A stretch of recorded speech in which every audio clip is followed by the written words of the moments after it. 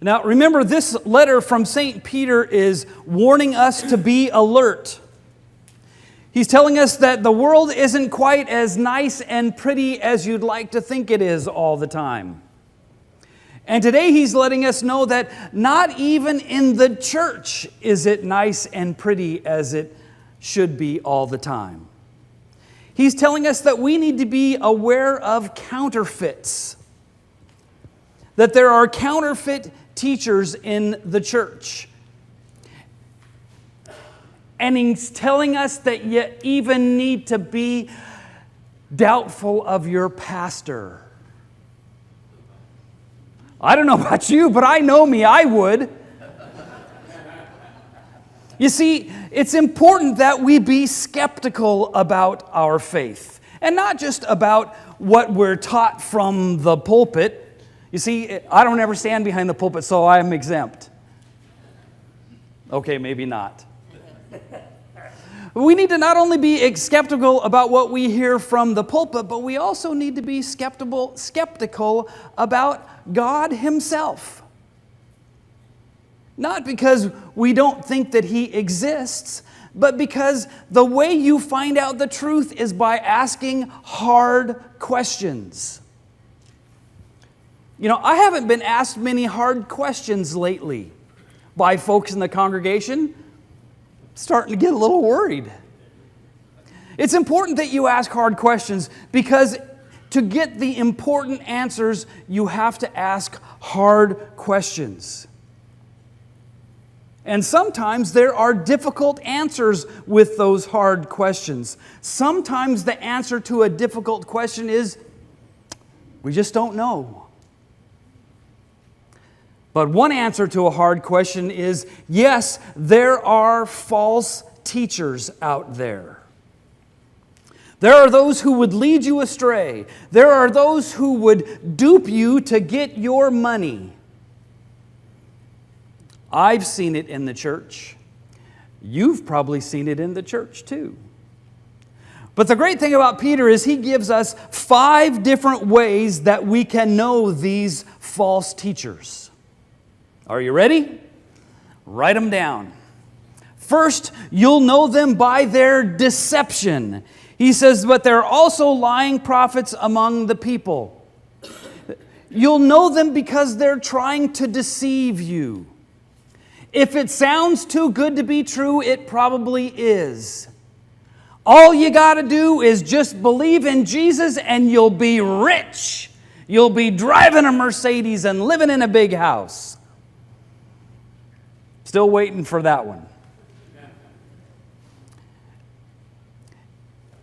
Jesus promises us salvation. Now, if you think real hard about it, that's really too good to be true in and of itself.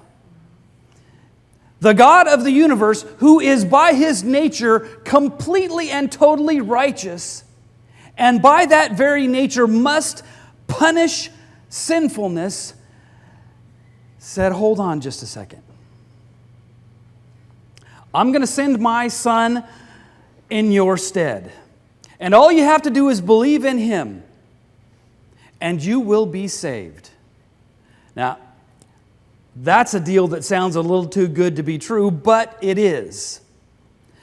Anybody who wants to add anything more to that is probably deceiving you. Will you live a better life as a Christian? Yes, because you'll live a life knowing that you are forgiven. And if you're doing the Christian thing right, not because you have to, but because you want to, because of what God gives to you, you'll be serving others, and that will make your life better. Will it make you richer? Probably not. Will it make you healthier? Who's to say? Will it make all the mean people leave your life? Most definitely not, because there's mean people all over the place. But those who would tell you otherwise are deceiving you, and they want something from you. They are a false teacher. The second thing you'll know them by is you'll know them by their denials. Oh, that's not a problem. Don't worry about that. Everything's going to be just fine. Pay no attention to that man behind the curtain. They'll want to make themselves better than they are.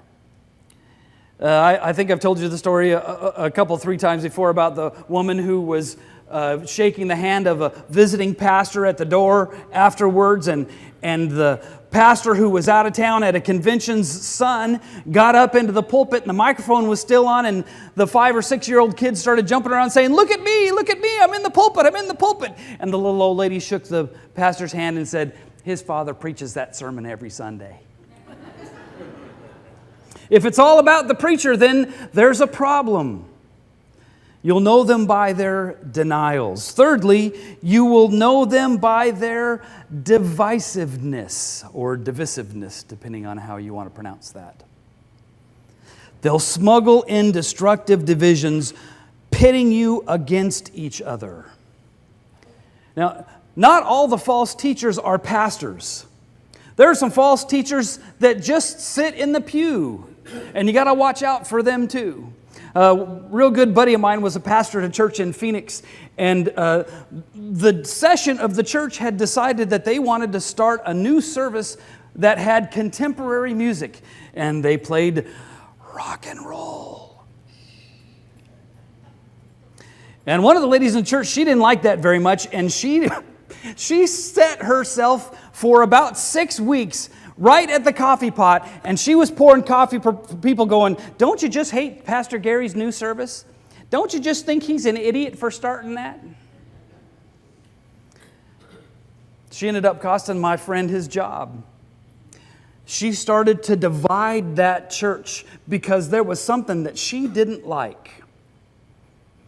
Ladies and gentlemen, there is no more destructive force in the life of a church than someone who wants to be divisive.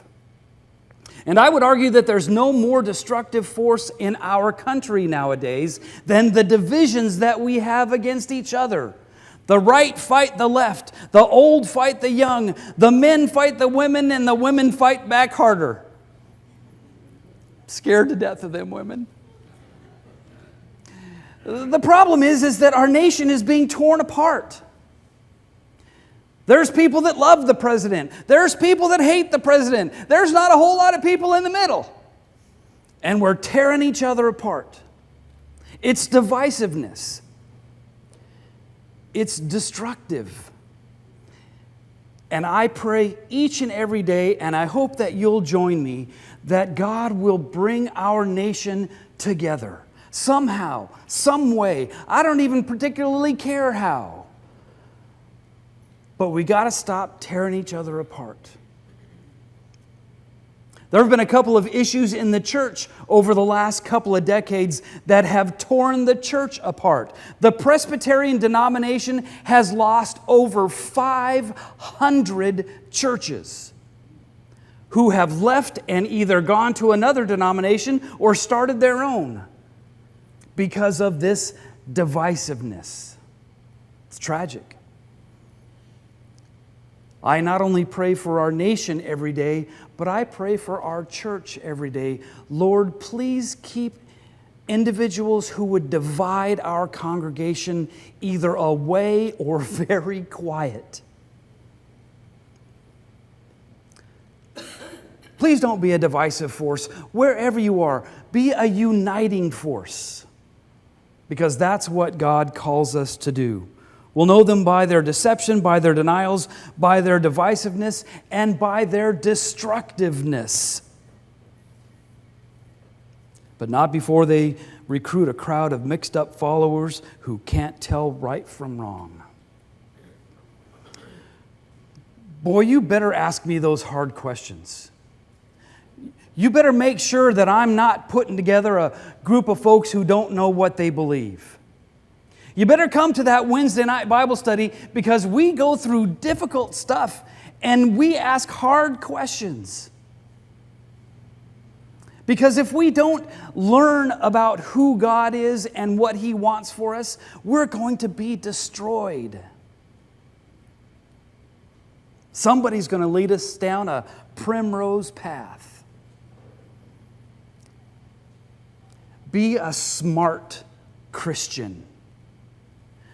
Get your PhD in Christianity by studying every day.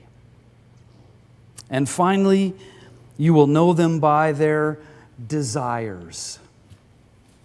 They're out only for themselves. They'll say anything that sounds good to exploit you.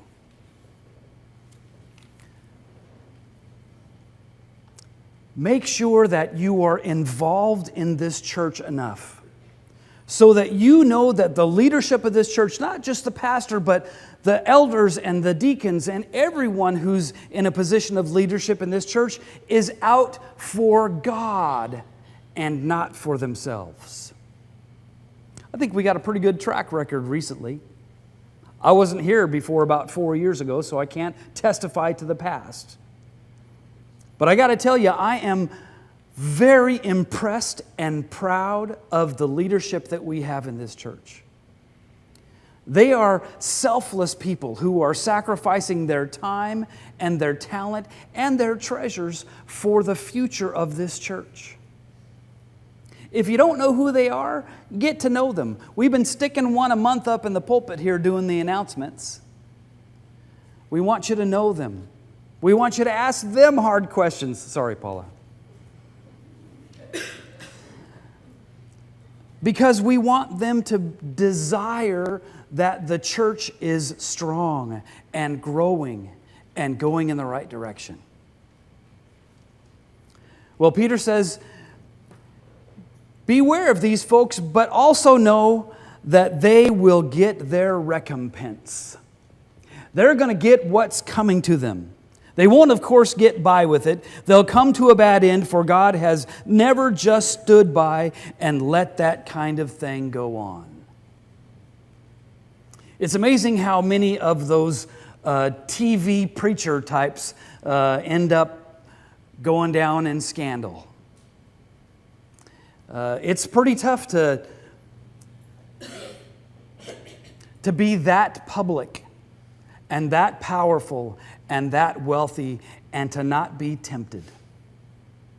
I think there's a reason that there are so many small churches in the world. Because when it's a small church, pastor doesn't have a whole lot of power. Can't influence a whole lot of people. Doesn't do them a whole lot of good. Can't get very rich. But he does have the opportunity to do a lot of good. But those who do evil will get their recompense. And then Peter says, and so will the righteous teachers. They'll get their recompense too. So God knows how to rescue the godly from evil trials. We're all going to have to face those difficult times in life. We're all going to have to go through that rotten stuff. Some of you have been through it. Some of you are going through it. But God is there to help us with that difficult time. And if we are living righteously, God will be there to help us. There's two things that God saves us from, according to St. Peter. God saves the faithful from theological disaster.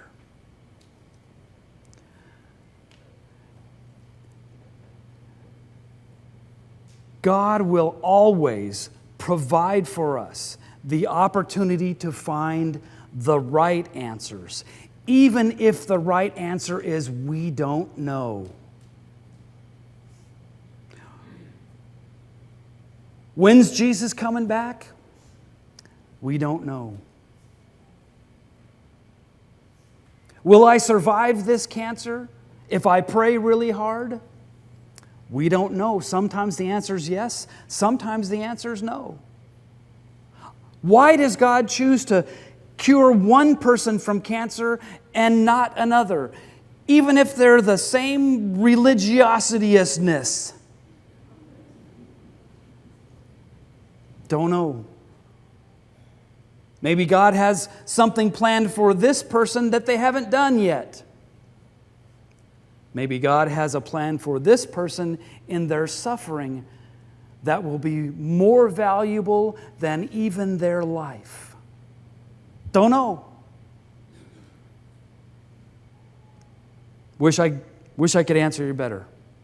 But one thing I do know is that God will always save the faithful from theological disaster.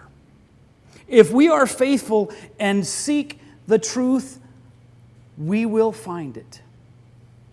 Might run into some roadblocks along the way.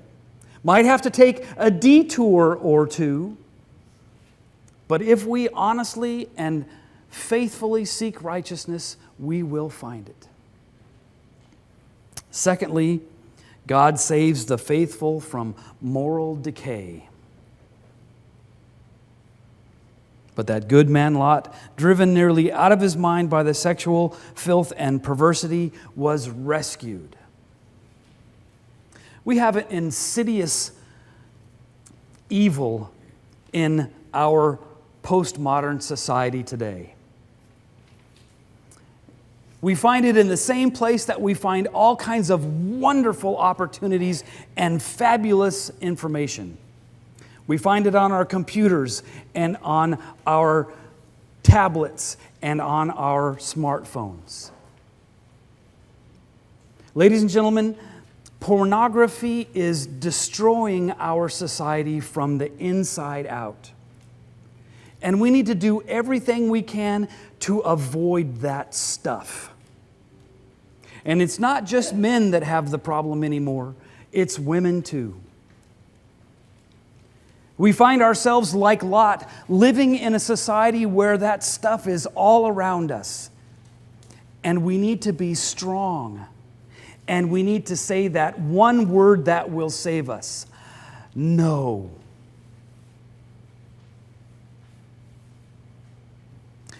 If we seek righteousness, if we seek to be faithful, God will save us from moral decay.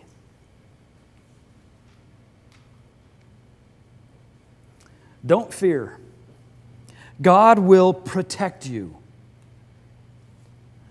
But you must be alert, because there's all kinds of stuff out there that would love to destroy you. There's only one thing that wants to keep you from being destroyed. And that's our God and Savior, Jesus Christ.